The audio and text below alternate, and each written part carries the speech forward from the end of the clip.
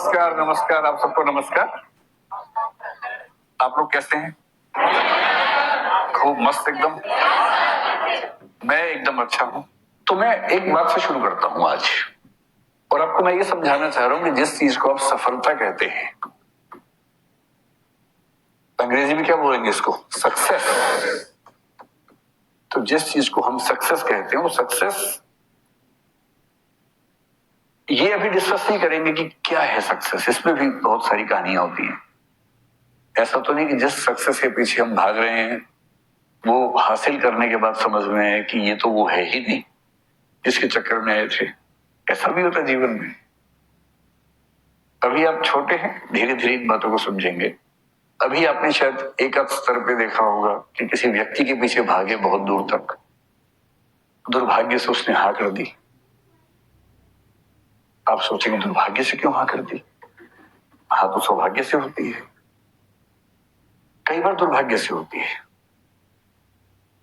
कभी कभी किसी व्यक्ति का ना मिलना बेहतर होता है, क्योंकि दरअसल वो आपके लिए है नहीं, ना आप उसके लिए हैं, सूटेबल नहीं है।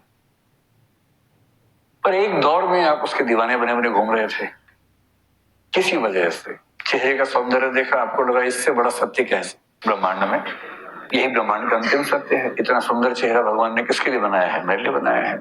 और इस चक्कर में आप सुबह से रात तक पतंगे की तरह आगे पीछे दौड़ रहे हैं।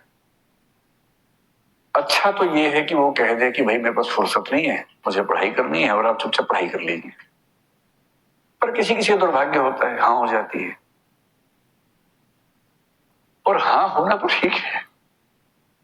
हिंदी साहित्य में बहुत रोचक कुछ लोगों ने उपन्यास लिखे। एक लेखक ने कहा, देखिए अब हिंदी फिल्में देखेंगे, हिंदी की फिल्में आमतौर पर स्ट्रगल क्या है कि जो नायक है, हीरो है, वो हीरोइन को प्राप्त करना चाहता है, और विलन के तौर पे आमतौर पे हीरोइन के पिता और भाई ही रहते हैं। कभी कभी कोई थर्ड पर्सन भी होता है जो प्रेम त्रिकोण का तीसरा कोण बनना चाह रहा है, ऐसा भी होता है। कभी कभी भाई या पिता वो नाराज हैं, ऐसा होता है। और पूरी स्ट्रगल ये है कि कैसे वो उनको कन्विंस करे। अगर फिल्म इमोशनल है तो वो अपनी होने वाली पत्नी के पिता को कन्विंस करने के लिए गांव में जाएगा, खेत में रहेगा, साथ में काम करेगा सारे, और फिर वो कौन सी फिल्म थी? रमैया बस्ता भैया। ये तो मैंने देखी ही नहीं। मैं तो दिल वाले फीलिंग से बोल रहा था। डीडीएलजे देखी आप लोगों ने? वही है ना, इसमें शाहरुख खान, काजोल, अमरीश पुरी। हाँ, उसमें पूरी ताकत लगाई है कि मैं किसी तरह से इसके पापा की सहमति बना लूं, उसके बाद विवाह करूं, और उसने बना भी ली।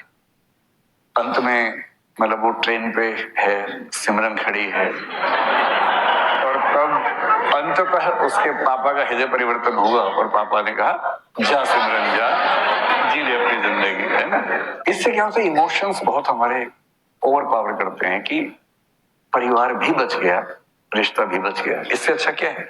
विन विन है, परिवार भी रिश्ता भी। लेकिन ऐसे पापा फिल्मों में ज्यादा होते हैं, ऐसे पापा समाज में कम है।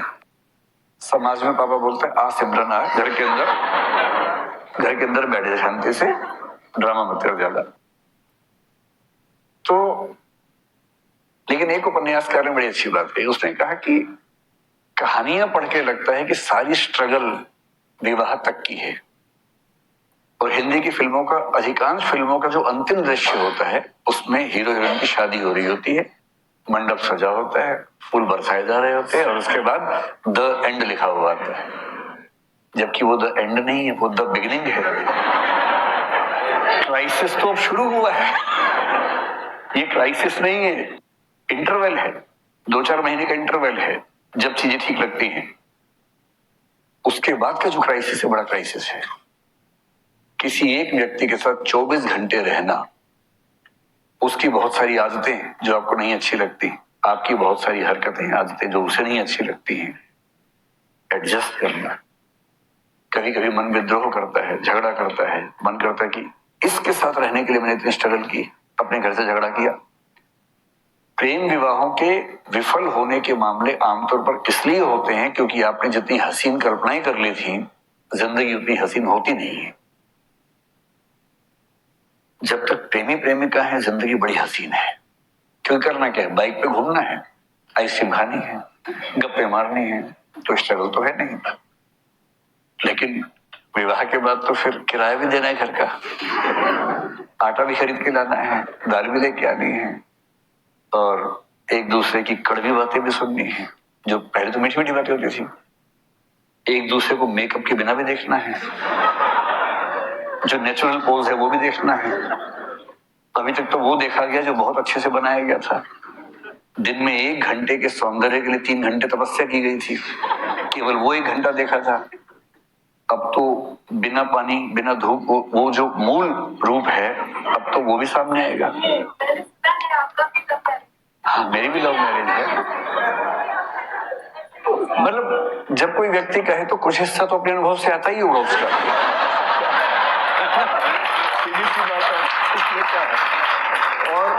और मैं कभी ये नहीं कहता कि मैं बहुत अजूबा हूं। जैसे आप है वैसे मैं हूं, आपसे थोड़ा सा बड़ा हूं, इसलिए अनुभव थोड़े से पहले हो गए, इतना ही अंतर है ना। तो सबके साथ क्यों ना, लेकिन असली स्ट्रगल यहां तक की थोड़ा ना हो तो उसके बाद की। जैसे आईएएस बनने तक की स्ट्रगल एक है, आईएएस बनने के बाद की स्ट्रगल दूसरी हो जाती है। पर स्ट्रगल तो जिंदगी में रहती है, हमेशा रहती है। हरिवंश राय बच्चन ने बड़ी अच्छी बात कही कि संघर्ष है तो जीवन है, बिना संघर्ष से थोड़ा जीवन होता है। जीवन में संघर्ष थोड़ा बहुत रहता ही है। ठीक वैसे ही जो आपसे कहना चाह रहा था कि अगर दुर्भाग्य से किसी ने हाँ बोल दिया तो इस बात का बहुत खतरा है कि एक तो आप पढ़ाई से दूर भाग जाएंगे, डिस्ट्रैक्शंस बहुत हो जाएंगे। उससे बड़ा खतरा है कि 3-4 महीने 6 महीने बाद आपको उस व्यक्ति से भी दिक्कत होनी शुरू हो जाएगी, और फिर आपको जीवन का सत्य दिखेगा, मुश्किल दिखेगी। इसका मतलब ये नहीं है कि जीवन सुंदर नहीं है, जीवन बहुत सुंदर है। बस सही समय पर सही चीजें हो, सही तरीके से हो तो सौंदर्य बढ़ जाता है।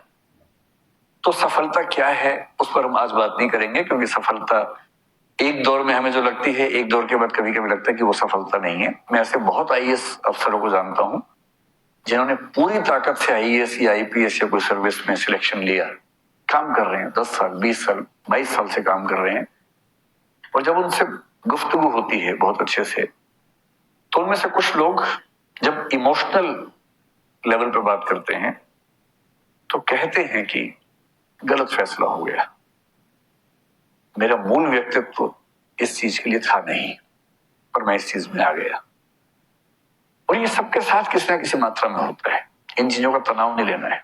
आज हम ये समझेंगे कि सफलता का मतलब, अगर हम मान लें आपको आईएएस बनना है, जैसे आपका फिलहाल यही उद्देश्य है, यही सपना है, तो उसके लिए कौन सी चीजें आपके अंदर होनी चाहिए। अगर हैं तो बढ़िया है, नहीं तो उस पर थोड़ा थोड़ा काम करना शुरू कर देंगे अभी से, है ना। तो हम आईएएस को भी दिमाग में रख के बात करेंगे, लेकिन सिर्फ आईएएस की बात नहीं करेंगे, और भी चीजें दुनिया में हैं उनको भी ध्यान रख के बात करेंगे। एक क्षमता होती है जिसको बोलते हैं आईक्यू। सुने आपने क्या होता है? ये आईक्यू नहीं है, आईक्यू है ना। ठीक है, आईक्यू इसकी फुल फॉर्म क्या होती है? Intelligence quotient.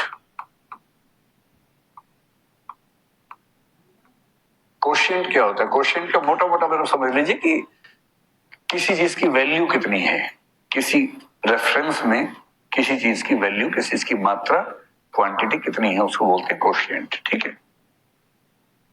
आईक्यू का सरल भाषा मतलब है कि आप कितने तार्किक व्यक्ति हैं, आप कितने बौद्धिक व्यक्ति हैं, आपकी जो तार्किकता है, रैशनैलिटी है, आपकी जो रीजनिंग की कैपेसिटी है, लॉजिक की कैपेसिटी है। लॉजिक, रीजनिंग, ये सब शब्द लगभग मिलते जुलते हैं। ये क्षमता कितनी है आपके अंदर? और दुनिया के इतिहास में ऐसा कई लोगों ने माना कि सबसे सफल व्यक्ति वही है जिसके अंदर तार्किक क्षमताएं ज्यादा है। कुछ हद तक ये बात ठीक भी है, क्योंकि अगर आप तार्किक ज्यादा हैं तो आपकी डिसीजन मेकिंग कैपेसिटी बेहतर होगी, जो कि डीएम में होनी भी चाहिए। डीएम में क्या है? डिसीजन मेकिंग है ना। क्योंकि फैसले कर रहे हैं, और आपका फैसला केवल आपके बारे में नहीं है, पूरे जिले की जिंदगी के बारे में। 12, 14, 15 साल की सर्विस के बाद आप पूरे राज्य के स्तर पर प्रभावित करने लगते हैं समाज को। और यदि आप सेंटर की डेपुटेशन पर आ गए और 25-28 साल की सर्विस कर चुके हैं, तो आपकी कलम पूरे देश की नियति तय करती है। इसलिए बहुत जरूरी है कि आप सोच समझकर फैसले करें। आपका चीजों को समझने का, फैसला करने का जो प्रोसेस है, उसमें जो तटस्थता चाहिए, ऑब्जेक्टिविटी चाहिए, वो एकदम ठीक हो। ऑब्जेक्टिविटी का मतलब है कि आप फैसले इसलिए नहीं करते कि आपका मूड अच्छा नहीं था, आपकी विचारधारा ये है, आपके मन में ये भावना आ गई अचानक, नहीं। आप फैसला करेंगे तथ्यों के आधार पर, फैक्ट्स, आर्गुमेंट्स, और दुनिया के बाकी देशों में कैसे सिस्टम चल रहे हैं, बाकी राज्यों में कैसे चल रहे हैं, उन सबको स्टडी करेंगे और उन सबके बेस पर जो सबसे अच्छा आपको लगेगा या अच्छे अच्छे को मिलाकर जो बेस्ट लगेगा अपने समाज के लिए, आप उसको अप्लाई करेंगे।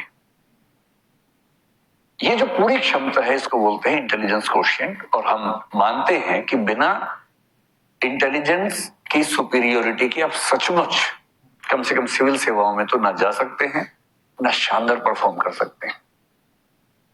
कुछ ऐसे लोग हैं जो संयोग से किसी तुक्के से सिलेक्ट हो भी गए कभी, तो वो अच्छे परफॉर्मर नहीं हो पाते।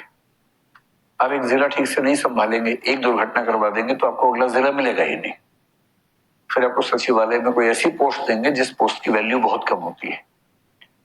और आईएएस आईपीएस के हर सर्विस में कुछ ऐसी पोस्ट रखी जाती हैं ताकि ऐसे लोग जो सरकार के साथ संगति में नहीं है या जिनकी कॉम्पिटेंस कम है, उन्हें वहां सेट कर दें। वो केस ना कर सके कि मुझे मेरे पद के अनुसार नहीं कुछ दिया गया, तो उनके लेवल पे पद बना के रखते हैं शंटिंग करने के लिए कि चुपचाप यहाँ बैठे रहो, नुकसान मत करो कम से कम। आईक्यू अच्छा होना किसके लिए जरूरी है? जैसे अगर आपको फिलोसोफर बनना हो तो बहुत अच्छे आईक्यू के बिना नहीं बन सकते। किसी का आईक्यू अगर 90 से 110 के बीच में है तो मानते हैं कि सामान्य बुद्धि का व्यक्ति है, एवरेज, ठीक है। मतलब अगर आप आईएएस बनना चाहते हैं तो जनरली हम मानते हैं कि 120 140 के बीच में अगर आईक्यू है तो आप ठीक है, बढ़िया है। 140 प्लस आईक्यू किसी का हो तो इसका मतलब गिफ्टेड व्यक्ति है, बड़ी बात है। किसी किसी का आईक्यू 200 भी होता है, एक दो व्यक्तियों का 250 के ऊपर भी देखा गया है इतिहास में, जो कि बहुत रेयर बात है।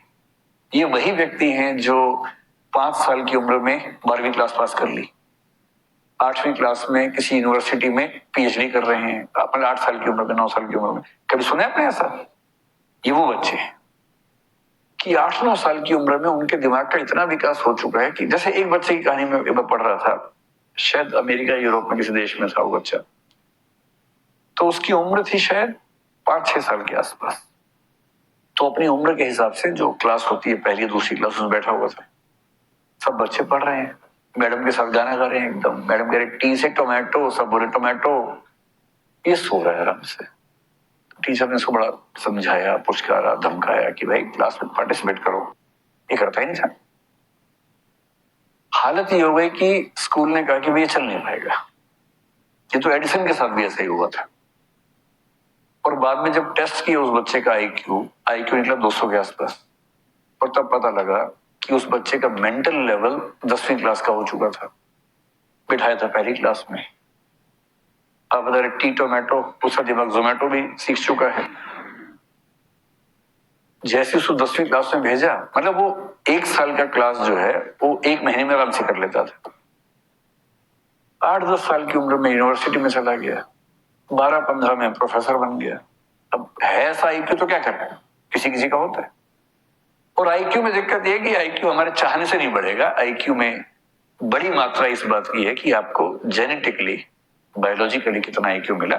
हाँ, एक रेंज के अंदर थोड़ा बहुत हम कोशिश से बढ़ा सकते हैं, लेकिन अभूतपूर्व परिवर्तन उसमें करना चाहें, आमूलचूल बदलाव करना चाहें तो नहीं कर सकते। तो अगर आपको मैथमेटिशियन बनना हो, जैसे रामानुजम का नाम आपने सुना होगा, है ना, तो रामानुजम होने की शर्त है कि आपका आईक्यू बहुत ही खतरनाक स्तर पे होना चाहिए। बड़ा साइंटिस्ट बनना हो, एपीजे अब्दुल कलाम जैसा, तो आपका आईक्यू बहुत खतरनाक होना चाहिए। या न्यूटन या आइंस्टीन बनना हो तो आईक्यू चाहिए बहुत ही खतरनाक। फिलोसोफर बनना हो बहुत खतरनाक, जैसे हम भारत में शंकराचार्य का जिक्र करते हैं, 32 साल की उम्र में उनकी मृत्यु हो गई, जितने में अटेम्प्ट खत्म नहीं होते लोगों के। और ऐसी फिलोसफी देके गए हैं कि मतलब 1500 साल होने वाले हैं, कोई हिला नहीं पा रहा अब तक। 32 साल की उम्र में जिस व्यक्ति की मृत्यु हो गई, आईक्यू कितना रहा होगा? उस समय आईक्यू टेस्ट नहीं होते थे, सीधी सी बात है। होता तो मेरा ख्याल है कि 200-250 का मामला रहा होगा उनका। जब आईक्यू बहुत तेज होता है ना, आप इतना तार्किक सोचते हैं, इतना दूर का सोचते हैं, इतना तेज सोचते हैं कि फिर आपके साथ काम करने में सबको मजा आता है। और पीएम क्यों नहीं चाहेगा कि उनके पास ऐसा एक चीफ सेक्रेटरी हो या ऐसा कैबिनेट सेक्रेटरी हो जिसका आईक्यू बहुत शार्प हो, बात कहने से पहले समझ जाता हो, बात पूरी होते होते सॉल्यूशन सामने लाके दे देता हो कि ये सॉल्यूशन है इस चीज का। पीएम कह रहे हैं कि मैं 4 फैक्टर सोच पा रहा हूँ, कर नहीं सर 18 फैक्टर्स हैं, ये 18 फैक्टर्स हैं, इनके बीच में ये मैट्रिक्स है, ये सॉल्यूशन बेस्ट है। और पीएम गदगद है कि वाह यार क्या आदमी है। तो एक चीज सफलता में आईक्यू है। तो एक पक्ष तो ये हो गया।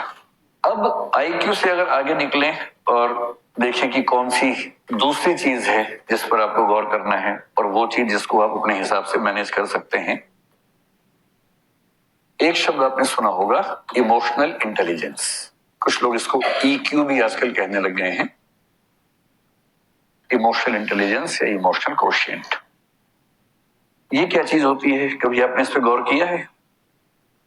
और ये चीज आपके पाठ्यक्रम में भी यूपीएससी में मुझे ही पढ़ाना होता है, वो वाला टॉपिक एथिक्स में आता है। और जो दूसरी चीज है उसको बोलते हैं इमोशनल इंटेलिजेंस, और कुछ लोग इसके लिए एक शब्द करते हैं इमोशनल कोशिएंट। इमोशनल कोशिएंट सुन के कुछ लोग सोचते हैं कि जो जितना ज्यादा इमोशनल है उसमें उतना ज्यादा इमोशनल कोशिएंट है।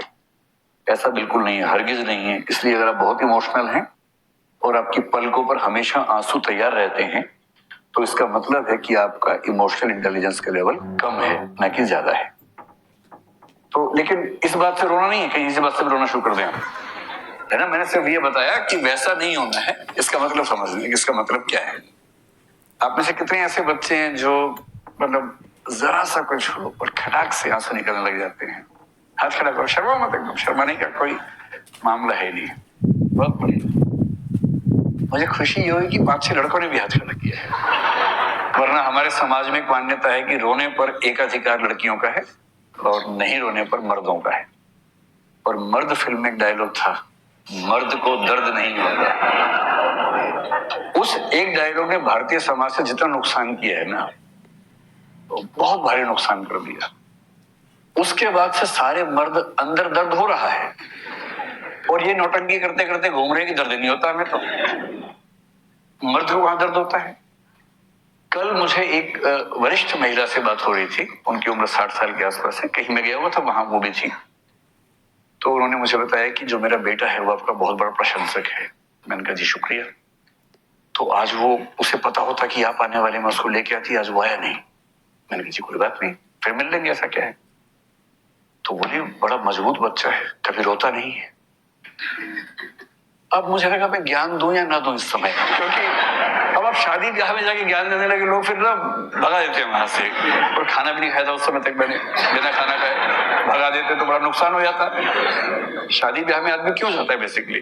दूल्हा दुल्हन कौन देखता है वहां पर? कोई पूछता तक नहीं उनको। तो वो तो हम तो पहचानते भी नहीं कौन दूल्हा कौन दुल्हन है, नाम भी नहीं याद रहता है, खाना खाना याद रहता है क्या क्या था खाने में। तो मैंने फिर बहुत सोच समझ के कहा कि जी अच्छी बात है। बोली मैं आपको मिलवाऊंगी, बहुत मजबूत बच्चा है, कभी नहीं रोता है। तो मतलब मैंने अंत में जब मुझसे रहा नहीं गया, मैंने एक सेंटेंस बोला, मैंने कभी रोए भी तो तनाव मत लीजिएगा, ऐसा क्या है। तो उनको लगा कि ये तो विचलन हो रहा है। उन्होंने कहा ना बहुत स्ट्रांग है। तो आप में से कितने लोग ऐसे ही स्ट्रांग हैं जो कभी नहीं रोते हैं? तो आप लोग स्ट्रांग नहीं है, आप लोग मुर्दा हैं दरअसल। देखिए मेरा काम जिंदगी को मुश्किल बनाना नहीं है, जिंदगी को आसान बनाना है, और मैं तो आसान ही बनाऊंगा। बिना बात के तमाशे इतने इकट्ठे कर लिए हम लोगों ने कि मर्द को दर्द नहीं होता। क्यों नहीं होता? सुई चुभा होता है दर्द। सबको होता है, पत्थर मार के देखो खोपड़ी पे उसके, क्योंकि दर्द होगा। अच्छा छोटे छोटे बच्चे जो हैं, लड़का हो या लड़की हो, कोई गिरता है दोनों रोते हैं, चिल्ला चिल्ला के रोते हैं, लड़का भी रोता है लड़की भी रोती है। पता नहीं 5, 8, 10 साल के बाद ऐसा क्या होता है, लड़के रोना बंद कर देते हैं। और मम्मी क्या करती है, मम्मी भी नहीं समझ पाती बेचारी। जैसे ही लड़का गिरता है, रोने लगता है, लड़की है क्या, लड़की है क्या? उसे लगता है कि इसमें लड़का लड़की कहां से आ गया बीच में? भाई मैं गिरा, मुझे दर्द हुआ, मैं रोया, लड़की है तो लड़की है। उसे दो बातें समझ में आ जाती हैं। पहली बात तो रोना और लड़की होना एक बात है, दूसरा लड़की होना और कमजोर होना एक ही बात है। कमजोरी तो लड़कियों का लक्षण है, मैं तो मर्द हूं, दर्द कैसे हो?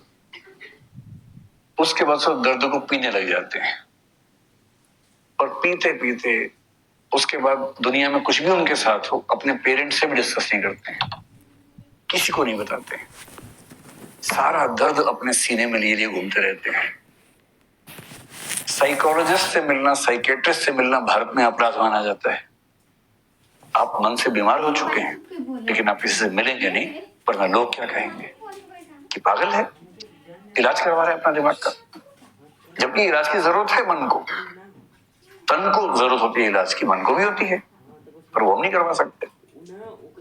और इस चक्कर में लगभग हर पुरुष अंदर से लहूलुहान है, ऊपर से मुस्कुराना भी है, क्योंकि लोग क्या कहेंगे, हंसते नहीं है तो मुस्कुराते ही नहीं भाई साहब, तो भाई साहब क्या करें, धीरे धीरे एक नकली मुस्कुराहट ओढ़ देते हैं और जिंदगी भर उसको ढोते रहते हैं। और ये कहानी आप सबके पापाओं की बता रहा हूं, मैं किसी अंकल की नहीं बता रहा हूं। ऐसे में लगता है कि मेरे पापा तो ठीक है, अंकल के बारे में चल रहे, नहीं, आपके पापा भी ऐसे ही होंगे, वो मजबूर हैं, रो नहीं सकते, खुश दिखने का नाटक करना जरूरी है उनके लिए। तो एक तो आप वैसे होना मत, और अपने आसपास जो वैसे हो गए हैं उनको थोड़ा सा सहज बना देना।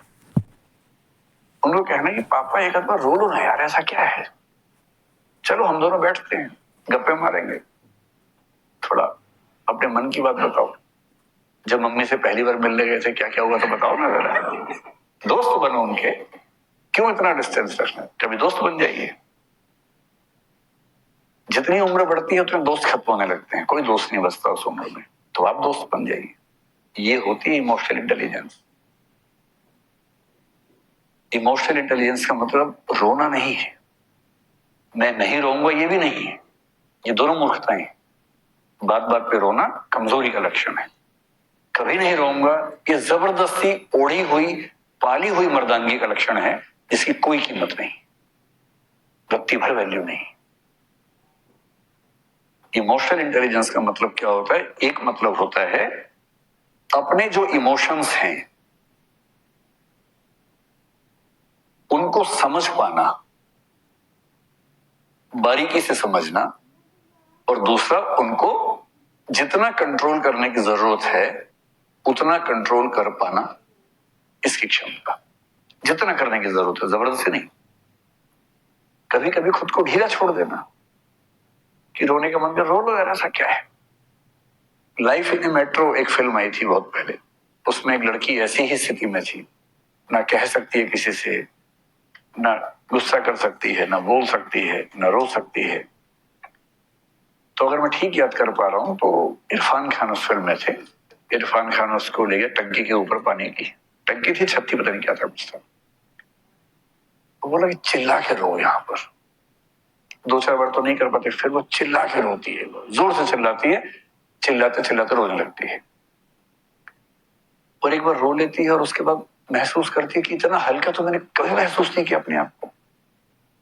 इतनी सारी गांठें जो मन के अंदर थी, गिरहें जो मन के अंदर बन गई थी, उनसे मुक्त भी तो होना है। अपने इमोशंस को समझना, उन्हें मैनेज करना, कंट्रोल करना, मैनेज करना, और यदि इमोशंस बोझ बन रहे हैं तो उस बोझ से मुक्त होना, और यही काम दूसरों के लिए कर पाना। दूसरों के इमोशंस को समझना, उनके इमोशंस को उतना कंट्रोल करना जितना जरूरी है, और जरूरी है तो उनको उनके इमोशंस की गिरफ्त से मुक्त करना। ये किसी के अंदर अगर आ गया ना, कमाल कर देता है, कमाल।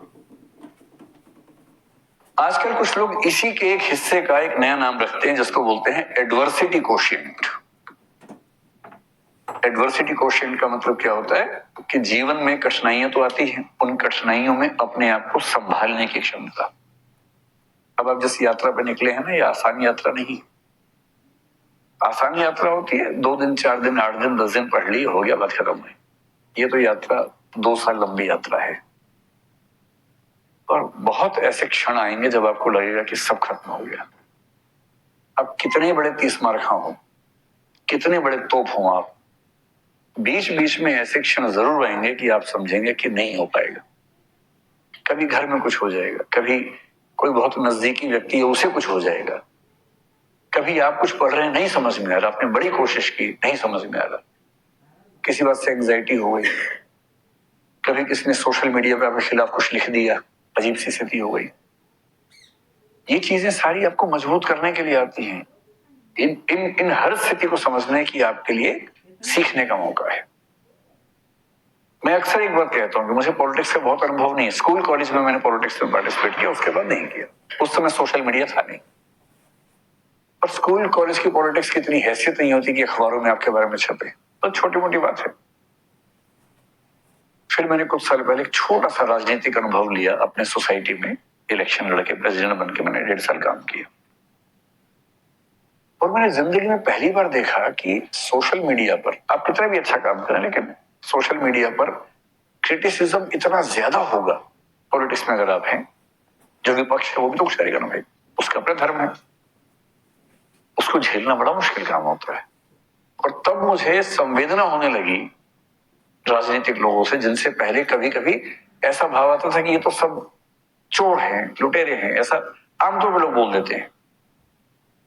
अब मैं कभी सोचता हूं कि राहुल गांधी अगर कभी अखबार देख लें, यूट्यूब देख लें, व्हाट्सएप देख लें, या कोई भी सोशल मीडिया देखें, और अपने बारे में ऐसी ऐसी चीजें देखें जो बेशक बना के बनाई गई हो, वीडियो काट के बनाई गई हो, और छवि बर्बाद करने के लिए बनाई गई हो, और वही क्यों, कोई भी नेता, कितना मुश्किल होता होगा झेलना। रोज डिप्रेशन जैसी स्थितियां बनती होंगी, और कभी अगर आपने नहीं झेला तो एक बार झेल लीजिए। मुझे तो अब अभ्यास हो गया ठीक ठाक, पहले तो नहीं था, तो मैं बड़ा अभ्यस्त हो गया उन चीजों का। आप समझ रहे हैं कि मैं क्या कह रहा हूं अब तो मैं उसका अभ्यस्त हो गया हूं। लेकिन जिसने नहीं झेला है ना, पहली बार जब होगा ऐसा, बड़ा मुश्किल हो जाता है, बहुत मुश्किल। और ऐसा कभी जीवन में हो तो उसको झेलने की क्षमता डेवलप करनी है, उस प्रॉब्लम से बाहर निकलना पर्याप्त नहीं है। अगली बार ऐसी प्रॉब्लम आए तो जैसे कोरोना का वैक्सीन लिया है ना, ये भी एक वैक्सीन है। एक ट्रबल हुई, एंटीबॉडीज बन गई, अगली बार वो ट्रबल हुई तो आप झेल पा रहे हैं आराम से, क्योंकि आपने सीख लिया है। तो इमोशनल इंटेलिजेंस में जो चीजें होती हैं, जो चीजों पर गौर करना है, एक चीज हमेशा ध्यान रखना है कि इग्नोर करने की कला विकसित कर लीजिए। देखिए जिंदगी में इतने तनाव है, पहले बहुत तनाव है, तनावों को आमंत्रित मत कीजिए। इतने मोर्चे पहले खुले हैं, और मोर्चे मत खोलिए अपनी तरफ से। तैयारी पे फोकस कीजिए, जो जरूरी है जिंदगी में वो सब करते रहिए। अनावश्यक युद्ध मत लड़िए, और अपनी इमोशनल स्ट्रेंथ को बचा के रखना है। वो तभी होगा जब आप बहुत सारी चीजों को इग्नोर कर सकें। कोई आपका मजाक बना रहा है, क्लास में किसी ने कुछ बोल दिया, लड़ना नहीं है, इग्नोर करना है। आप किसी को पसंद करते हैं मान लीजिए, और उसने किसी और को पसंद कर लिया, तो ये नहीं कि तेजाब की बोतल खरीदी घूम रहे हैं उसके पीछे पीछे, ये तमाशा नहीं करना है। ये गधेपन का चरम लक्षण है। जीवन में सीखने के लिए बहुत जरूरी चीज है ये सीखना कि मुझे रिजेक्ट किया जा सकता है। रिजेक्शन को सीखना बहुत जरूरी है।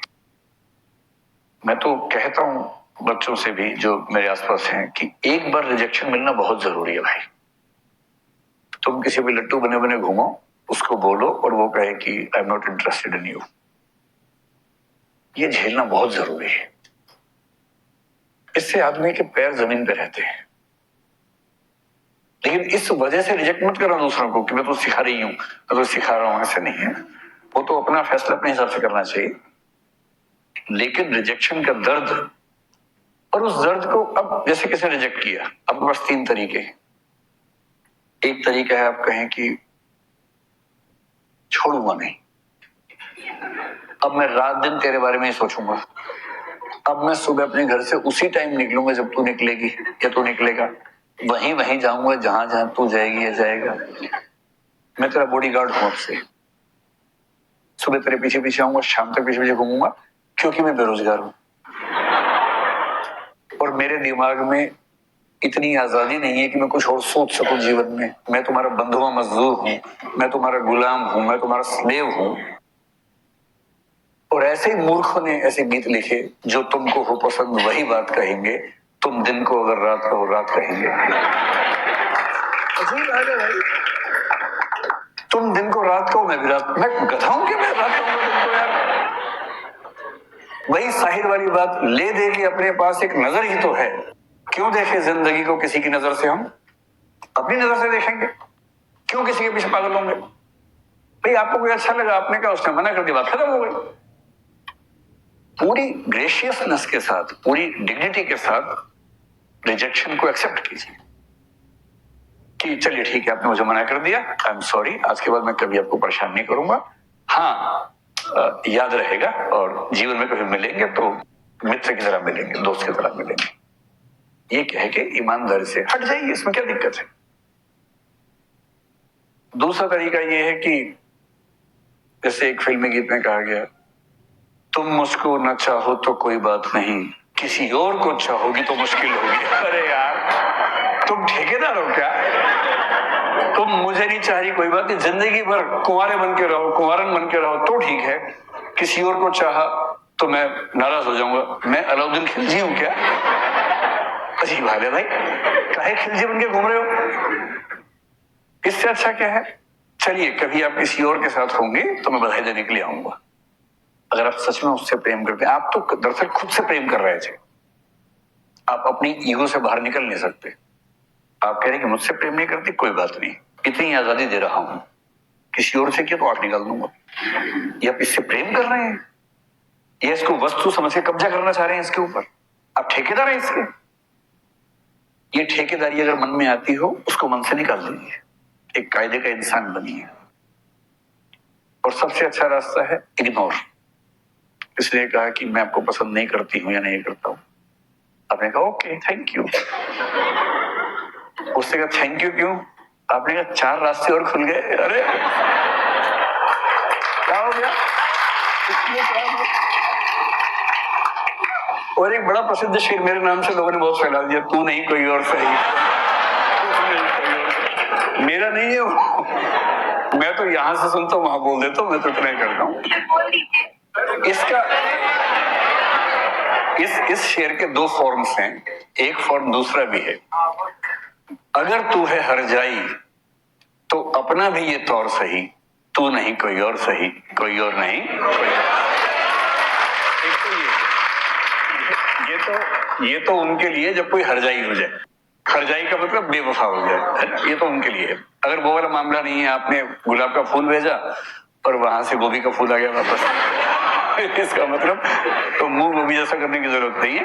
वहां उस अदा से बोलना, तू नहीं कोई और सही, कोई और नहीं कोई और सही, बहुत लंबी है जमीन, मिलेंगे लाख हंसी, इस जमाने में सनम तू अकेली।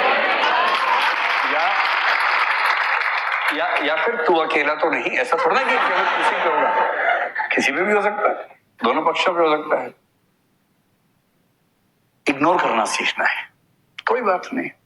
और 2 दिन बाद कोई आपसे पूछे, यार तूने कार्ड दिया था, उसने तुझे रिजेक्ट कर दिया, कैसा लगता है? और आप कहें कौन? आपने कहा परसों उसने रिजेक्ट किया। किसने? उसे नाम बताया। बोले हाँ ऐसा कुछ हुआ तो था शायद। यार डिस्टर्ब मत करो, I am in relationship with someone else.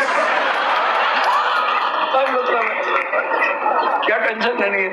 वही व्यक्ति सामने से आ गया, उसने कहा आप कैसे हैं? आपने मैं तो ठीक ही रहता हूं। अब क्या होता है? अब और तब क्या होता है? नहीं मैम 2 दिन पहले आपको मना किया था। आप हैं कौन? अच्छा हाँ, चेहरा देखा वो लग रहा है। लोड नहीं लेना है एकदम जिंदगी में, इग्नोर करना है। और दूसरे लोग आपके बारे में 4 बुरी बातें बोले, टेंशन मत लो। मेरा तो तकिया कलम हमेशा से है, दूसरे मेरे बारे में क्या सोचते हैं, अगर ये भी मैं सोचूंगा तो वो क्या सोचेंगे? सोचने दो, कम से कम सोच तो रहे मेरे बारे में। तुम्हारे बारे में सोच भी नहीं रहे। अगर कोई बोले ना कि तेरे बारे में ऐसे बात चल रही थी, अरे बात तो चल रही थी, तेरे बारे में तो बात भी नहीं चलती भाई, मेरे बारे में बात चलती है। आप मुझे प्यार करो, नफरत करो, इग्नोर नहीं कर सकते, ये क्या छोटी बात है? मतलब खुश रहने की वजह ढूंढनी पड़ेगी जिंदगी में, वो कोई आपको देगा नहीं। और जिसने इग्नोर करना सीख लिया उसकी जिंदगी बड़ी आसान है। अपने इमोशंस को मैनेज करना अगर सीख लिया, इमोशंस को मैनेज करने का मतलब क्या है, मैनेजमेंट ऑफ इमोशंस का मतलब क्या है, जब जब डिमोटिवेटेड हो खुद को मोटिवेट करने की क्षमता। मोटिवेशन के लिए ये नहीं करना कि ठेकेदार ढूंढ रहे हो बाहर जाके, जी मुझे मोटिवेट कर दो प्लीज। कुछ मोटिवेशन के ठेकेदार होते हैं, वो आपके अंदर पंप से हवा भरेंगे, आप गुब्बारा बन के उड़ेंगे, आपको लगता है सारा जहान मेरा है, तब तक हीलियम निकल गई, वो गैस निकल गई, हवा निकल गई, उसका धम से नीचे। वो जो मोटिवेशन है 2 घंटे वाला, वो काम नहीं आता जिंदगी में। वो केवल इंजेक्शन की तरह है कि बहुत परेशान है, इंजेक्शन लगाया ठीक हो गया, थोड़ा सा दौड़ रहे हैं, ग्लूकोज खा लिया, तुरंत थोड़ा शुगर लेवल ठीक हुआ, उतना ठीक है। अंत में तो आपको खुद को खुद मोटिवेट करने की क्षमता डेवलप करनी पड़ेगी, और वो इमोशनल इंटेलिजेंस से आती है। आपके आसपास जो लोग हैं, पेरेंट्स हैं, भाई बहन हैं, उनके इमोशंस को मैनेज करना है। उन्होंने बहुत तपस्या करके आपको भेजा है, रूखे नहीं होना है कि वो फोन करे, आप कहे क्या मम्मी रोज फोन कर देती हो, क्या पापा बिजी हूं, पढ़ रहा हूं, ये ड्रामा नहीं करना है। उनका दिल रखने की क्षमता विकसित करनी है। टाइम ना हो तो भी दिन में एक प्यारा सा मैसेज भेज ही देना है। याद न भी है तो भी लिख के भेजना, बहुत याद आती है मम्मी आपकी। मम्मी तो उसी में 4 दिन निकाल देंगे, उसके बाद खुश होकर। और मम्मी खुश है तो आपको क्या टेंशन है भाई, उन्हें खुश करो थोड़ा सा। भाई बहन है, हफ्ते में बात कर लीजिए, कह दीजिए कि यार यहाँ बहुत लोग हैं पर जो मजा तेरे साथ आता था ना यार, वो नहीं आता।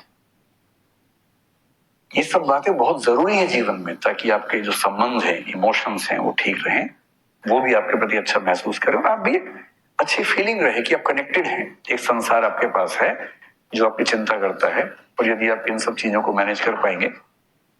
देखिए, नरेंद्र मोदी हो, अरविंद केजरीवाल हो, या जो भी सफल लोग हैं, या महात्मा गांधी हो मान लीजिए, अगर कोई मुझसे पूछे कि ये लोग सफल क्यों हुए इतना ज्यादा, ईमानदारी से बताइए। महात्मा गांधी, नरेंद्र मोदी, अरविंद केजरीवाल और प्रसिद्ध नेता ममता बनर्जी मान लीजिए, अगर इन सबको हम कैट के टेस्ट में बिठाएं, मैनेजमेंट का जो होता है ना, कैट सुना होगा आपने, क्या गारंटी है कि इनका स्कोर बहुत ऊंचा आएगा? शायद ना आए। अरविंद केजरीवाल क्योंकि इंजीनियर है, शायद थोड़ा सा ऊंचा आ जाए क्योंकि उनकी बैकग्राउंड वो है, लेकिन बहुत सारे नेता हैं जो ऐसा नहीं लिखे आएंगे। महेंद्र सिंह धोनी का शायद नहीं आएगा, मेसी का नहीं आएगा, शायद लायनल मेसी का नहीं आएगा, पर ये लोग सफल तो है ना बहुत ज्यादा। इन व्यक्तियों की सफलता का सबसे बड़ा कारण मुख्य रूप से महात्मा गांधी हैं, मोदी जी हैं, केजरीवाल जी हैं, ये सब जो हैं, उनके अंदर ये क्षमता बहुत ज्यादा है कि वो समाज के इमोशंस को समझना, उसको अपने हिसाब से रेगुलेट कर पाना, इस क्षमता से भरे हुए लोग हैं। उन्हें पता है कि मंच पर क्या बोलने से पूरी भीड़ उनके पक्ष में खड़ी हो जाएगी। क्या पहनूं, किसी इलाके में जाके वैसी वेशभूषा पहन लेना, ये ऐसे नहीं होता है। ये महसूस करवाना कि हम और आप एक ही हैं। मतलब डोनाल्ड ट्रंप भारत में आके नमस्ते सबको बोल रहे थे, क्यों बोल रहे थे नमस्ते? विवेकानंद का नाम उनसे नहीं बोला गया, लेकिन कोशिश की, भरपूर कोशिश की बोलने की। क्यों कर रहे थे सब? ताकि यहाँ के लोगों को लगे कि ये आदमी हमसे जुड़ा हुआ है, ये कनेक्ट है। क्यों व्हाइट हाउस में दिवाली मना रहे हैं आजकल? ताकि वो कनेक्ट महसूस हो। और अब डीएम बनने के बाद, और ये लोग पीएम सीएम बनने के बाद, एक आदमी 140 करोड़ से कैसे कनेक्ट करेगा? तो प्रतीक गढ़ने पड़ते हैं, सिंबल्स गढ़ने पड़ते हैं, और उन सिंबल्स के माध्यम से उस सबके साथ कनेक्शन जोड़ता है। महात्मा गांधी को क्या जरूरत थी ये कहने की कि मैं शरीर के ऊपरी हिस्से पर वस्त्र नहीं पहनूंगा? आपने उनकी जितनी तस्वीरें देखी होंगी केवल धोती में देखा होगा। क्यों? क्योंकि जिस देश में लगभग सब लोग गरीब हों, उस देश की जनता को ये कैसे समझाए, एक ऐसा लड़का जो इंग्लैंड से वकालत पढ़ के आया हो, वो कैसे समझाए कि मैं अपने से एक हूं? और उसने कहा कि मैं कपड़े उतने ही पहनूंगा जितने इस देश का आम आदमी पहन सकता है। ये इमोशनल इंटेलिजेंस का चरम उदाहरण है। नमक का सत्याग्रह क्यों किया, मिर्च का क्यों नहीं किया, खरबूजे का क्यों नहीं किया, या केसर का क्यों नहीं किया? क्योंकि नमक वो चीज है जो हर इंसान को चाहिए, सबसे बेसिक नीड है। और जो नमक पे बात कर सकता है उससे हर व्यक्ति कनेक्ट करेगा। और जो कहे कि मैं ब्रोकली आंदोलन करूंगा, ब्रोकली मूवमेंट करूंगा, उससे कुछ अमीर रईस लोग, सुपर मध्य वर्ग के लोग शायद कनेक्ट कर पाए। बाकी सोचेंगे ये होता क्या है भाई। महिलांचल उपन्यास में जब स्वाधीनता आंदोलन पढ़ते हैं बहुत मजेदार सीन चलता है। तो वहां चल रहा है गांधी जी जिंदाबाद, और गांव के लोग समझ नहीं पा रहे जिंदाबाद क्या होता है। एक बोल रहे जिंदा बाघ है, बाघ, जिंदा बाघ, नेहरू जी जिंदा बाघ है, गांधी जी जिंदा बाघ है, जिंदा बाघ है। अब आपके मुहावरे गांव में कैसे पहुंच रहे हैं? आप जिंदाबाद कर रहे हैं, वहां जिंदाबाद समझ रहे हैं। आजादी मिल गई, लोग कह रहे हैं स्वराज मिल गया, स्वराज का फल मिल गया, आजादी का फल मिल गया। अब गांव के लोग क्या बोल रहे हैं, ये कब काटेंगे फल, मीठा होता है। तो एक महान नेता वो है जो उस भाषा में बात कर सके जो एकदम आम आदमी समझता हो, उसके मुद्दे समझता हो। और जो डीएम बनेंगे, अगर चाहते हैं कि डीएम के तौर पे लोग आपको याद रखें, 100 साल बाद भी कहानियां चलें कि बेटा आज से 100 साल पहले एक डीएम साहिब आई थी, यहाँ डीएम साहब आए थे, ये नाम था उनका। तो उसके लिए जरूरी है कि आप इन चीजों पर गौर करें और अपने इमोशंस को भी विशेष रूप से किसी के दबाव बिना मैनेज करें। मुझसे कोई पूछे कि सबसे महत्वपूर्ण क्या है, तो मैं एक शब्द का इस्तेमाल करता हूं जिसका नाम है पीक्यू। ये आपके लिए शायद नई चीज होगी। सुना है पीक्यू क्या होता है? नहीं सुना? तो पी से बनते हैं 3 शब्द। एक शब्द बनता है परसिस्टेंस, और ये आमतौर पर इसी रूप में चलता भी है, परसिस्टेंस कोशिएंट। इन परसिस्टेंस की जो बड़ी बहन है या जो बड़ा भाई है, वो यूपीएससी के पाठ्यक्रम में भी है। उसको बोलते हैं परजीवियरेंस, परजीवियरेंस। और इन दोनों की सबसे छोटी बहन जो काफी छोटी है लेकिन वो भी उस घर का हिस्सा है, वो भी पी से है, उसको बोलते हैं पेशेंस। वैसे ये चीजें इमोशनल इंटेलिजेंस का हिस्सा बनती हैं, पर एक विशेष फोकस इस पर देने की जरूरत है। विशेष रूप से अगर आप आईएएस की तैयारी कर रहे हैं, अगर आप कोई छोटा मोटा एग्जाम होता ना तो शायद बहुत दिक्कत ना होती, पर आपने जो युद्ध चुना है वो युद्ध बड़ा युद्ध है। अगर युद्ध पड़ोस की गली के किसी से होता तो बात अलग थी। ये सिकंदर का भारत में आने जैसा युद्ध है। सिकंदर के हारने की या भारत से लौटने की असली वजह क्या है, बड़ी डिबेट्स हैं। मेरे ख्याल से उसकी बड़ी वजह है कि उसकी सेना परसेवरेंस खो चुकी थी अपना, और सेना अगर परसेवरेंस खो चुकी है तो अब युद्ध लड़ नहीं सकते, जीत नहीं सकते। सबसे बड़ा संकट ये होता है। इसका मतलब क्या होता है? परसिस्टेंस का बेसिक मतलब होता है कि लगातार निरंतर प्रयास करते रहना। ये जो निरंतरता वाला तत्व है, अब मैं 1-2 मनोविज्ञान की बातें बताता हूं, आप लोग ऐसा फील करते होंगे जैसे आप लोग, देखो आप में से कुछ बच्चे ऐसे होंगे जो घर से आए हैं इसलिए कि उनके पेरेंट्स ने लात मार के भेजा है कि चौधरी का बेटा आईएएस बन गया, तू नहीं बनेगा, नहीं बनेगा, नहीं बनेगा, चलो आईएएस बन गया। आप में से 2-4-5 ऐसे होंगे, हाथ खड़ा करें या ना करें, लेकिन मैं भावना समझ सकता हूं आप लोगों की। फिर भी बताओ कौन कौन है जो ऐसे भेजा गया है, मतलब थप्पड़ मार के नहीं लेकिन डांट के ही बेशक। देखो वो कह रही है कि ये भेजा गया, हाथ नहीं खड़ा कर रहा है। 4-5 बच्चे ऐसे इशारा कर रहे हैं, यही है, यही है, यही है वो बच्चा, ऐसे भेजा गया। हाँ कह रहे हैं, हाँ सर ऐसे भेजा गया, कोई बात नहीं, कोई बात नहीं। तो ऐसे बच्चों के लिए मोटिवेशन बहुत मुश्किल चीज है, लेकिन धीरे धीरे आ जाएगा। हो सकता है कि आपको 2-4 महीने पढ़ते पढ़ते लगे यार यार बड़ी मजेदार पढ़ाई है, और मजा ही आने लग जाए, ऐसा भी होता है कभी कभी। हिंदी फिल्मों में क्या होता है, शादी जबरदस्ती हो गई, विरोध है, धीरे धीरे अच्छा लगने लगता है, पर फिर वो वैसी वाली जो फिल्में होती है ना, जो बहुत धार्मिक भाव से बनाई जाती हैं, कि कैसे अपरिचित लोग मिलके फिर ठीक हो जाते हैं, उस थीम से। आप में से कुछ ऐसे बच्चे होंगे जो आईएएस की तैयारी करने नहीं आए हैं, आईएएस की तैयारी के बहाने से दिल्ली आए हैं, क्योंकि छोटे शहर और गांव में स्कोप कम रहता है, दिल्ली में स्कोप ज्यादा है। अच्छा, जितना है उससे ज्यादा का शोर है। जैसे भारत के लोगों को लगता है कि यूरोप में तो कुछ है ही नहीं दिक्कत, जाओ और कोई दिक्कत ही नहीं है वहां। तो ऐसा नहीं है, वहां भी समाज है, और वो भी समाज वैसे ही काम करता है जैसे हर समाज काम करता है। कई लोगों के मन में धारणा होती है अमेरिका में तो एकदम खुला खेल फर्रुखाबादी है, जाओ वहां लोग तैयार वेट कर रहे होते, कोई प्रेम करने के लिए आएगा हमसे। ऐसी धारणा लोगों के मन में है। एक भरा पूरा समाज है उनका, ये मंडी नहीं है, मजाक नहीं है। ऐसे दिल्ली को लेके ऐसी गफलत लोगों के मन में, दिल्ली और बॉम्बे को लेके कि बॉम्बे में बता रहे जन्नत है जन्नत, दिल्ली भी छोटा जन्नत तो है ही। तो कई लोग इस चक्कर में आते हैं कि यार, और पेरेंट्स को कैसे समझाएं, तो सीरियस 4 दिन किताब पढ़ के बोलते पापा सोच रहा हूं कि आईएएस बन जाता हूं।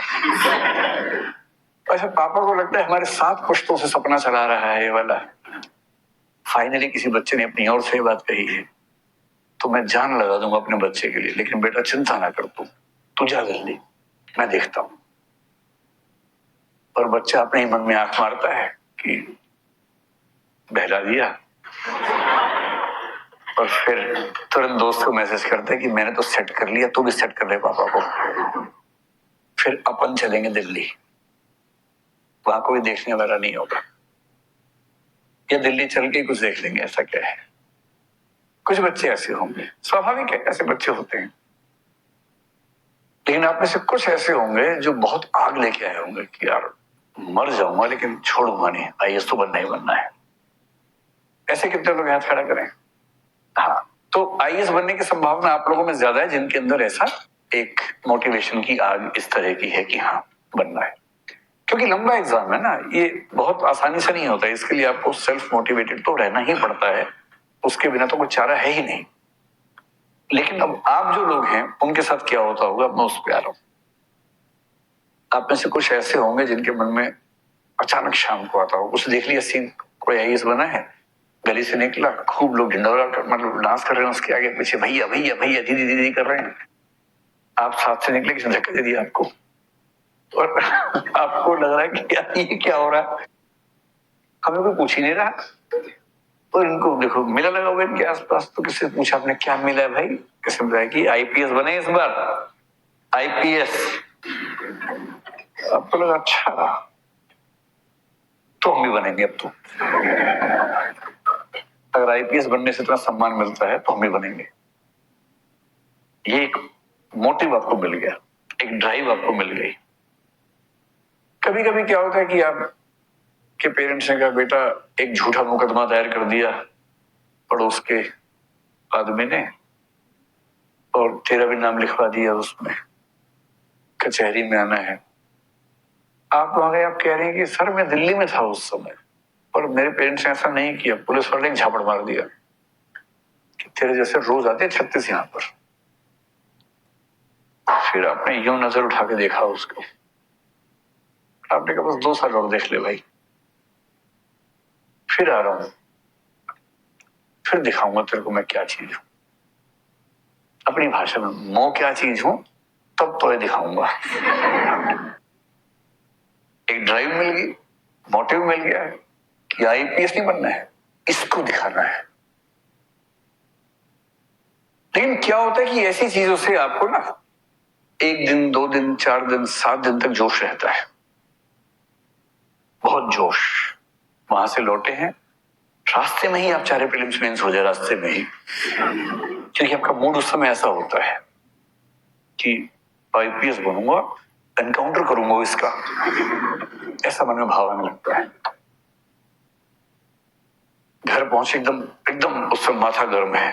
दोस्तों ने कहा फिल्म की टिकट ली हुई है, चलोगे? आपने कहा पिट जाएगा इस समय, भाई यहां से फिल्म देखने आए दिल्ली में, भाई कब निकले आए हैं? वो सारे दोस्त अवाक, कि ये बोल रहा है, और आपने सबको हटाया वहां से, रूम से निकाला, कागज पर निकाला, टाइम टेबल बनाया, 5 AM to get up, 5:15 to 8:45 studies, 8:45 to 9 breakfast, 9 to 2 studies, 2 to 2:15 lunch, 2:15 to 3 studies, 3 o'clock class, 5:30 पे क्लास खत्म, 5:30 से 6 तक दो चार बातचीत, फिर घर आना, 6 to night 2 studies, या 12 बजे, और 12 बजे सोना है, 5 बजे उठ जाना है। और फिर देखा, काउंट किया, दिन के 16 घंटे हो गए। अरे बोला ठीक है, पहले हफ्ते में नहीं हो रहा था, तो दिन में और लग गया इतने। अच्छी फीलिंग आ रही है, फीलिंग बड़ी अच्छी आ रही है। और उसके बाद दोस्त आए कि भाई सब ठीक, तो उसने कहा ठीक नहीं, कल से यहाँ तपस्या होगी, कल से नहीं, आज से होगी, आज ही रात से शुरू होगा, डिनर के बाद से शेड्यूल शुरू होगा, और तेरा भाई IAS बनेगा, पहले अटेम्प्ट में इसी साल बनेगा। कुछ दोस्त दबाव में आ जाते हैं, कुछ को आइडिया होता है, तो फिर आप पढ़ना शुरू करते हैं। आमतौर पर 6-8 घंटे में मामला सेट हो जाता है, कभी कभी 1-2 दिन चल जाता है। अगर ज्यादा गंभीर चोट लगी हो दिल पे तो 1 दिन, 2 दिन, 3 दिन चलता है, फिर आप समझ जाते हैं कि आपकी बस की बात है नहीं, और फिर आप चौथे दिन वैसे ही वापस हो जाते हैं जैसे आप मूल रूप में थे। ये जो चीज है, इसको बोलते हैं कि आग तो बहुत अंदर है, लेकिन आग लगी हुई है पूरे जोर से, फुल वॉल्यूम पे आग लगी हुई है। और अगर फुल वॉल्यूम पे आग लगी है तो दूर तक चलेगी नहीं, जल्दी गैस खत्म हो जाएगी। इसे यूं समझे, कभी आपको गुस्सा आता हो, बहुत तेज गुस्सा, कभी तो आता ही होगा। अगर गुस्सा बहुत तेज आया है तो कितने समय तक चलेगा? आप बहुत लंबे समय तक बहुत तेज गुस्सा नहीं कर सकते। बहुत तेज गुस्सा कुछ सेकंड, कुछ मिनट खत्म हो जाएगा, और उस सेकंड या मिनट में कुछ ऐसा कर देंगे जिसका असर जिंदगी भर रहेगा। किसी को ऐसा बोल देंगे उस समय कोई दोस्त आ गया आपके पास कि यार 10 रुपए मिल जाएंगे, और आप चरम गुस्से में, हमें बिहारी है क्या, जब देखो पैसे मिल जाएंगे, बिहारी कहेंगे भाई ऐसे। अब जो उसके दिल पे चोट लग गई है ना, अब जिंदगी भर वो नॉर्मल नहीं हो पाएगा आपके साथ। इसलिए गुस्से को कंट्रोल करना इमोशनल इंटेलिजेंस से बहुत जरूरी है। यूपीएससी ने सवाल पूछा, गुस्से पर पूछा सवाल यूपीएससी। अगर गुस्सा आपको कंट्रोल करता है तो कुछ ना कुछ ऐसा आप कर बैठेंगे जो जिंदगी भर नुकसान करेगा। इसलिए इमोशनल इंटेलिजेंस कहती है, मैं भी क्लास में समझाता हूं, कि जब गुस्सा आए ना तो गुस्से से बात करो कि भैया मैं तेरे चाहने से गुस्सा नहीं होऊंगा, अपने चाहने से होऊंगा। कितना गुस्सा करना है, कब करना है, कहां एक्सप्रेस करना है, मैं तय करूंगा, गुस्सा तय नहीं करेगा, या कोई दूसरा व्यक्ति जो गुस्सा दिला रहा है वो तय नहीं करेगा। इतना कंट्रोल सीखना है हमें। परसिस्टेंस का मतलब है कि ऐसी आग नहीं चाहिए जो रात को लगी सुबह तक बुझ गई, वो आग नहीं चाहिए। एक निरंतर चलने वाली आग चाहिए, जिसको बोलते हैं धीमी आंच पे जो खाना पकता है ना, उसका स्वाद अलग होता है। धीमी आंच चाहिए, लगातार जलने वाली आंच चाहिए। 2 साल तक लगातार आपके मन में यह भाव रह सके कि भाई 10 घंटे पढ़ना है, 8 घंटे, मतलब मेरे ख्याल से अगर आप क्लास के साथ 6-7 घंटे पढ़ रहे हैं तो ठीक है, कोई दिक्कत नहीं। कि भाई आज 9 घंटे पढ़ाई नहीं हुई, और अगर 9 घंटे पढ़ाई नहीं हुई तो ये गलत हो गया, और आज 1 घंटा कम पढ़ा हूं, कल 1 घंटा ज्यादा पढ़ूंगा, हिसाब बराबर करना होगा। और ये आग 2 घंटे 4 घंटे नहीं, लगातार लगी रहे, इसको बोलते हैं परसिस्टेंस, इसको बोलते हैं परजीवियरेंस। परजीवियरेंस थोड़ा सा और गंभीर बात होती है, इसमें दृढ़ता शामिल हो जाती है, मजबूत इच्छा शक्ति शामिल हो जाती है। पेशेंस का मतलब है कि बहुत लंबे समय बाद शायद सफल होंगे, लेकिन उतने समय तक पेशेंस बना के रखनी है, धैर्य बना के रखना है। ये तुरंत मिलने वाले फल नहीं है, लो हैंगिंग फ्रूट्स नहीं है। कि फल नीचे टंगे हुए उसने खा लिया, ऐसा नहीं, बहुत ऊंचे टंगे हुए फल हैं, समय लगता है। ये वो वृक्ष है कि 3-4 साल तक पानी देते रहेंगे, कुछ नहीं होगा, उसके बाद अचानक तना बड़ा होगा। कबीरदास ने कितनी बढ़िया बात कही कि हड़बड़ी में मत सोचना कि तुरंत चीजें मिल जाएंगी। वो कहते हैं धीरे धीरे रे मना, धीरे सब कुछ होए, माली सींचे 100 घड़ा, ऋतु आए फल होए। हे मेरे मन, धीरे धीरे सब कुछ होता है। माली 100 घड़े पानी की सिंचाई करता है, तब जाने के बाद जब ऋतु आती है तब फल निकलते हैं। ऋतु आने से पहले फल नहीं निकलेंगे। और यदि 1.5, 2 साल, 2.5 साल की तैयारी गंभीर करनी पड़ती है तो उतनी पेशेंस चाहिए। ये नहीं कि मरने पानी डाला फिर दिखाया कि नहीं आया, फिर दिख रहा ही नहीं आया, पानी सुबह डाल दिया था। सूरदास ने एक बड़ी अच्छी कविता लिखी, बहुत ही प्यारी कविता है। भगवान कृष्ण को आप जानते हैं, जब वो छोटे बच्चे बहुत नटखट हैं, उनकी माँ बड़ी परेशान रहती है इस बात, सारी मम्मियां परेशान रहती है तो उनकी मम्मी परेशान रहती थी। तो यशोदा मैया के सामने संकट ये है कि बच्चा दूध नहीं पी रहा, और बच्चे ऐसे ही चंट होते हैं, आपको पता है, उनसे बोलो दूध पी रहे तो मुंह बनाते हैं अजीब सा, कैंपा कोला देखते लपलपाने लगते हैं अजीब, लेकिन दूध देखते उनका मन खराब होने लगता है। तो माताएं बच्चों को दूध पिलाने के लिए कुछ कुछ झूठ बोल देती हैं कि दूध पीने से तुम हट्टे कट्टे हो जाओगे, तो दूध पीने से तुम बड़े हो जाओगे, दूध पीने से तुम्हारी मूछें आ जाएंगी, दूध पीने से ये हो जाएगा। तो बच्चा इसी ताक में दूध पीता है कि कुछ बड़ा हो जाएगा। तो एक बार कृष्ण दोस्तों के साथ खेल रहे थे, सबकी चोटी थी, इनकी चोटी नहीं थी। तो कृष्ण ने मम्मी से कहा मेरी चोटी नहीं है। तो ये मम्मी को लगा ठीक मौका है, मम्मी ने कहा दूध नहीं पीता, चोटी कैसे बढ़ेगी। मम्मी ऐसे करती है, इसी बहाने बच्चे को कुछ अच्छा सिखा देती है। तो कृष्ण ने कहा अच्छा ऐसी बात है, तो दूध पीऊंगा मैं। तो मम्मी ने गिलास भर के दूध दिया, दूध पी लिया। अब बच्चा तो बच्चा है, गिलास भर दूध पिया, उसमें बाहर जाके चोटी नपवा रहा है अपनी, देखो भाई नापो, नहीं बढ़ी। 1-2 दिन हो गए, फिर माँ के पास गया। तब कृष्ण माँ से क्या करें, मैया कबहू बढ़ेगी चोटी, कि माँ चोटी कब बड़ी होगी, कितनी बार मोहे दूध पियत भाई, यह अजहू है छोटी, कितनी बार मैंने दूध पी लिया तुम्हारे चक्कर में ये अभी भी छोटी की छोटी। तो अगर आप वैसे व्यक्ति हैं कि आज मैंने 8 घंटे पढ़ा, फिल्म हुआ कि नहीं हुआ, ऐसे मत कीजिएगा। ये कौन से वाला मामला है, धीरे धीरे रे मना, धीरे सब कुछ होए, माली सींचे 100 घड़ा, ऋतु आए फल होए। इसको अपना मूल मंत्र बना लीजिए। मैं तो कभी कभी व्हाट्सएप पे अपने स्टेटस में इसी को ले देता हूँ, क्योंकि मुझे जीवन में जिन 8-10 कविताओं ने सबसे ज्यादा प्रभावित किया उनमें से एक ये है कि हड़बड़ी नहीं करनी है, और जो आप जिसके आप हकदार हैं मिल ही जाएगा, बस थोड़ा सा तपस्या तो कर लीजिए ठीक तरीके से, क्यों नहीं मिलेगा। और जब मैं इस मामले में सोचता हूं तो मुझे सबसे प्रभावशाली व्यक्ति इस दुनिया में लगते हैं महात्मा गांधी, सबसे प्रभावशाली। सोच के देखिए उनका जीवन, भगवान राम की जिंदगी देखेंगे, वनवास वाली पूरी कहानी, तो वो भी आपको ऐसा नजर आएगा। और महात्मा गांधी के साथ भी देखिए, 1915 के आसपास वो व्यक्ति सफल होकर, ब्रिटेन से पढ़ा हुआ है, बैरिस्टर है, साउथ अफ्रीका में एक मूवमेंट किया, वहां सफल हो गए। अब तो पढ़ चुके आदमी भारत में, भारत में आ गए, वहां सफलता का स्वाद भी उनको लगा हुआ है, उनको भरोसा है कि यहां कुछ हो जाएगा। उम्र उनकी उस समय 45 साल के आसपास है, यानी व्यक्ति मैच्योर भी है, ऐसा नहीं कि वो बचपना कर रहा है, एक मैच्योर एज में भारत पहुंचे।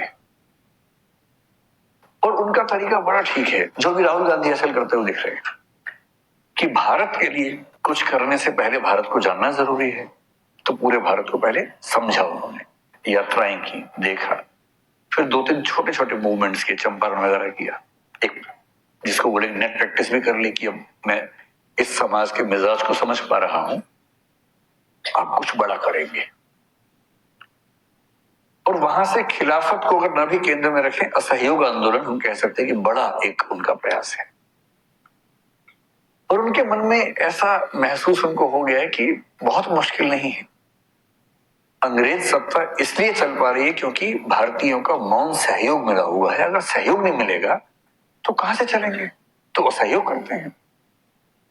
और उनके मन में है कि अगर ठीक से असहयोग कर दिया तो एक आध साल होते होते शायद चीजें पलट जाएंगी। जो व्यक्ति 1918-19 में इस भाव में है, उसने एक आंदोलन किया बड़ा।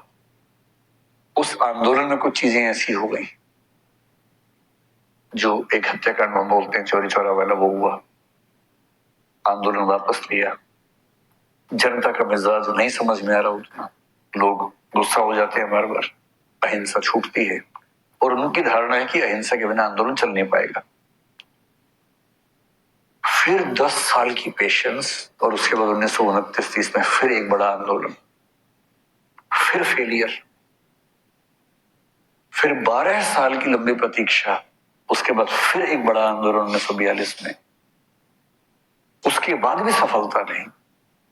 और उसके बाद दुनिया भर की परिस्थितियों के बदलने के साथ साथ यहाँ की स्थितियों का बदलना और 47 में आजादी मिलना, वो भी वैसे नहीं मिलना जैसे चाह रहे थे। अब समझ रहे हैं, आप तो 2-2.5 साल के स्ट्रगल को लेकर परेशान हैं। ये आदमी 1915 से 1947 तक 32 साल तक स्ट्रगल कर रहा है और अकेले नहीं कर रहा है, आपको तो अकेले कर रही है, इसको पूरे देश को साथ लेके चलना है, देश से स्ट्रगल करवानी है। कितनी बार जब हारते होंगे, एक आंदोलन फेल होता होगा, कितनी गालियां पड़ती होंगी, अपने ऊपर सवाल खड़े होते होंगे मन में कि हो पाएगा या नहीं हो पाएगा। हमारा तो एक प्रीलिम्स बिगड़ जाता है, हमें लगता है कि यार पता नहीं होगा कि नहीं होगा। इन्हें तो प्रीलिम्स, मेंस, इंटरव्यू सब बिगड़ता था बार बार। और उसी प्रोसेस में उनके अपने बच्चे उनके कंट्रोल से बाहर निकल गए। उनका एक बेटा हिंदू धर्म छोड़ देता है। इन सारी चीजों को मैनेज करते हुए ये आदमी लगातार एक भरोसा खुद पे बनाए रखते हुए, सब पे बनाए रखते हुए अगर यहाँ तक पहुंचता है। इसलिए महात्मा गांधी में इमोशनल इंटेलिजेंस तो कमाल की थी ही। मेरे ख्याल से जो चीज उनको सबसे बड़ा बनाती है वो है परसिवियरेंस। और इसका सरल मतलब क्या है? उद्देश्य आज नहीं मिलेगा, कल मिलेगा, कल नहीं मिलेगा, परसों मिलेगा। जितना भी समय लगे, जितनी भी ऊर्जा लगे, जितनी भी थकान हो, जितनी बार हारना पड़े बीच में, जितनी बार गिरूंगा फिर उठ खड़ा होऊंगा और अपने पूरे मजबूत इरादे के साथ उस तरफ बढ़ता रहूंगा। और अंत में क्यों सफल नहीं होऊंगा भाई, क्यों नहीं होऊंगा सफल? ये तेवर चाहिए। और आपसे मैं कह रहा हूं, 2 साल की लड़ाई है, बीच बीच में ऐसे क्षण आएंगे। जिस दिन ऐसा हो ना कि एक दिन नहीं पढ़ पाए, उसकी भरपाई अगले दिन हो जानी चाहिए। हाँ, आप लोग जिस उम्र में है ठीक है, महीने में 30 दिन में 3-4 दिन ऐसे आएंगे कि आप नहीं पढ़ पाएंगे, सामान्य बात है। कभी घर जाना पड़ गया, कभी घर से कोई आ गया, कभी किसी दोस्त की तबीयत खराब हो गई।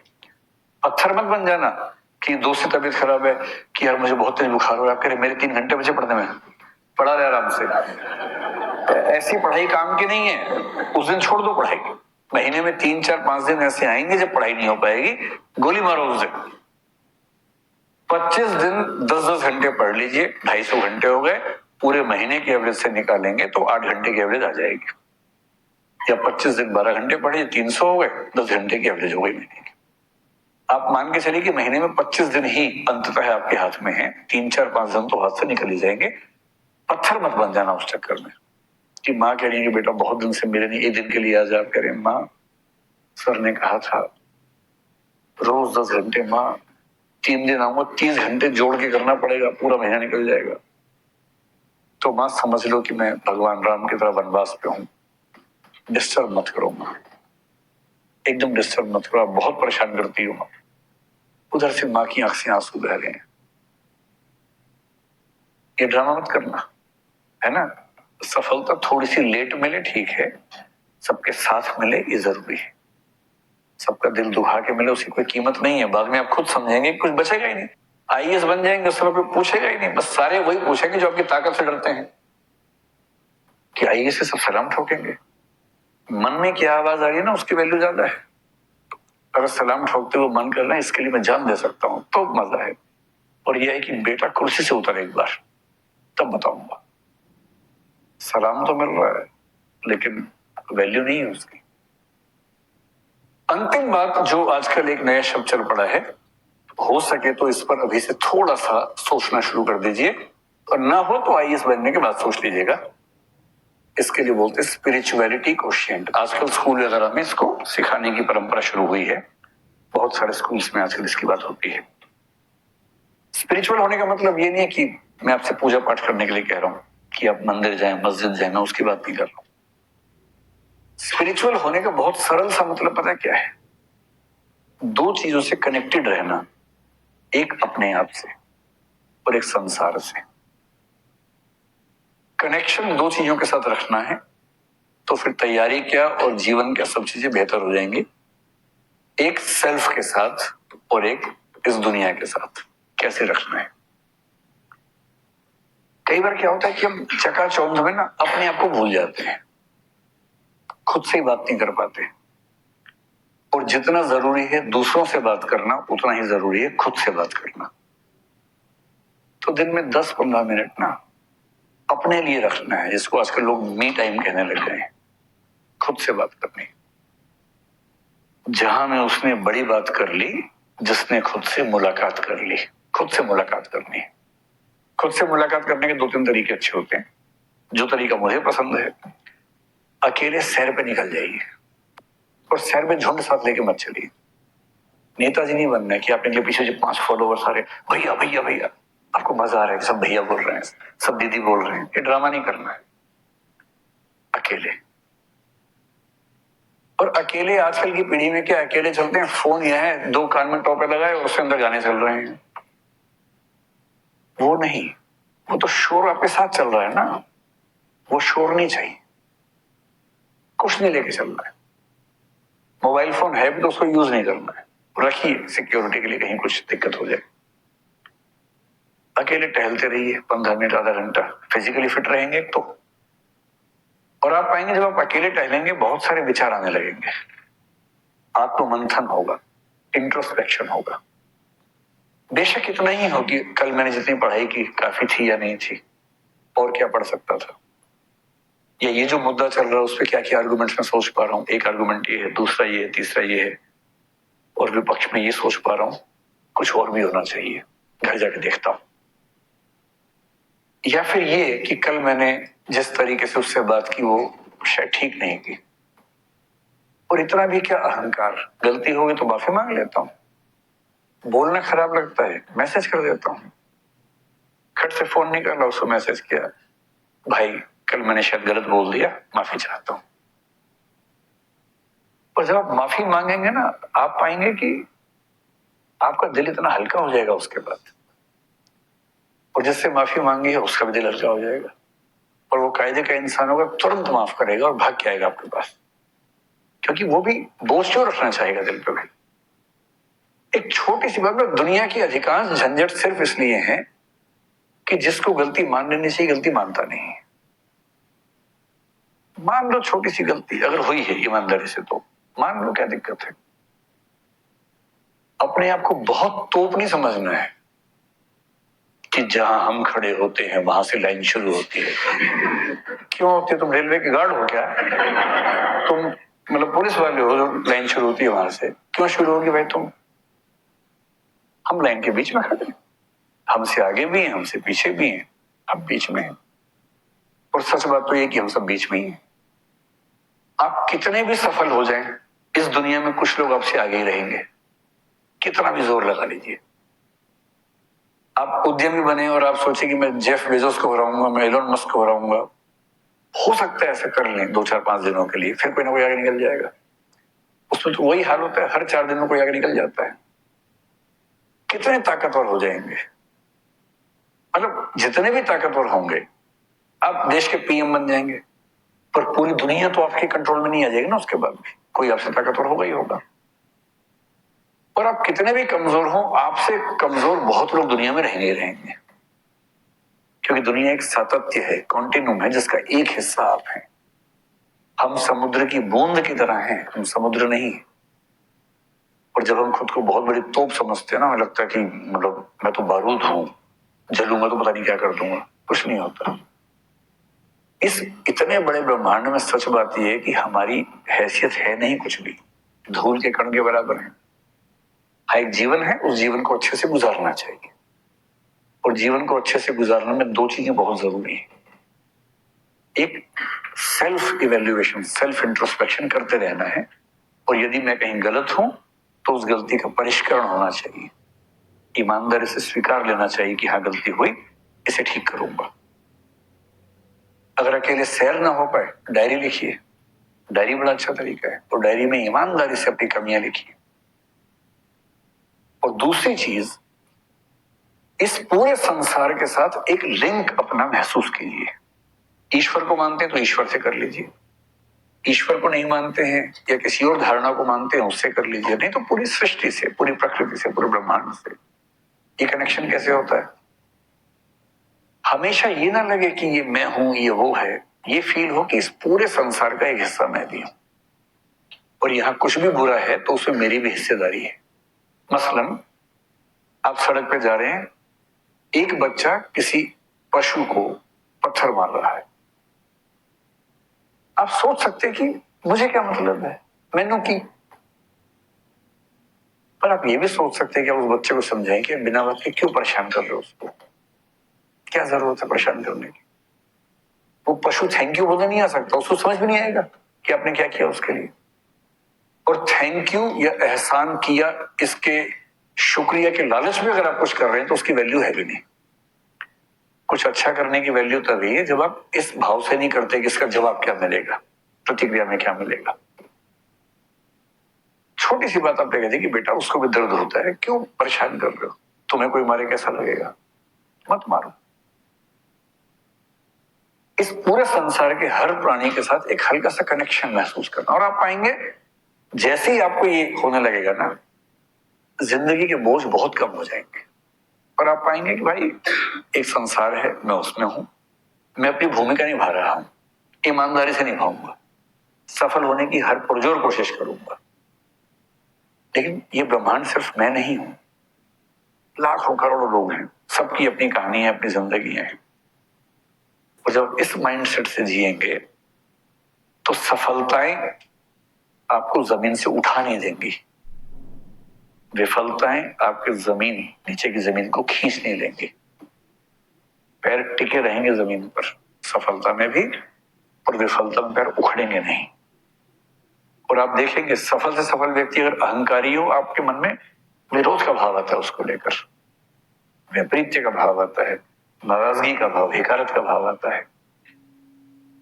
मजा तब है जब आप बेहद सफल हो और उतने ही विनम्र हो, उतने ही ग्राउंडेड हो, उतने ही जमीन पर हो। और जमीन पर तभी रहेंगे जब आपको ये एहसास हो कि जितना अच्छा मैं हूं, मुझसे अच्छे अच्छे हजारों लोग इस दुनिया में हैं, और ये दुनिया सिर्फ मेरे बलबूते नहीं चलती है, बहुत लोग हैं, सबके योगदान से चलती है, मैं तो उनमें से एक हूं। चलिए, प्रवचन तो समाप्त हो गया, मैं फिर से कभी आ जाऊंगा। आज मैं निकल रहा हूं, मुझे निकल ले लीजिए आराम से, ठीक है? कभी भी आ जाऊंगा। चलिए, धन्यवाद।